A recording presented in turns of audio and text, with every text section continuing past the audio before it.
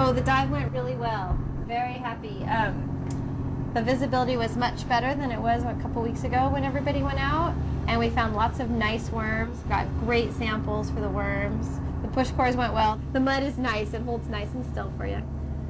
This is the push core that was right up against the whale. We are basically looking for different bugs that live in the sediment that feed the worms and that live off of the whale. It's important to better understand the marine biodiversity and all the different stuff that lives in the ocean. We've only barely begun to scratch the surface. We're still finding new big stuff out there, and this is the little stuff that we're curious about what lives there and how it's living and how much carbon it's taking up and everything. So.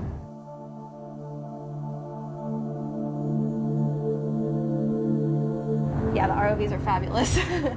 Before there were ROVs and even the manned submersibles, everything was brought up with trawl nets, and so you could actually sample in an ecological way. You can see so much, and you can get so much more, many more samples, and you can actually see how the things are living.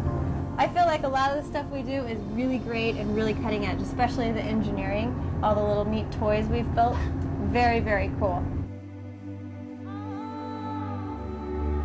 As the mothership heads back to Mbari, it is clear that it is the exceptional concentration of marine life in Monterrey Bay that has made this area so attractive to scientists. But of course, science doesn't happen by accident. Much of the research has been funded by private philanthropists, and the people who work here believe it also has something to do with the culture of California itself. We have the most innovative people in California, and the entrepreneurship that is in California because of the laws and the regulations that really inspire people to get innovative and creative. I think the thing about California is that it allows for creativity. I think that's it, that I could come here, create a facility for working with marine mammals and bring in students, and no one questioned that. You know, it's unusual that you can put that kind of a laboratory together. Some people might think some of the things we do are crazy, putting a human medical heart rate monitor on a dolphin and seeing, you know, how the animal's heart responds to different kinds of exercise.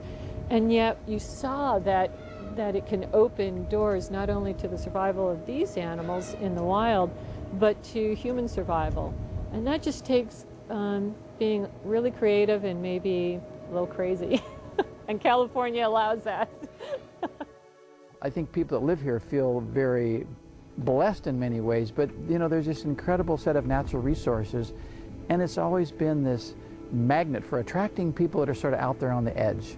And I think that continues to this day.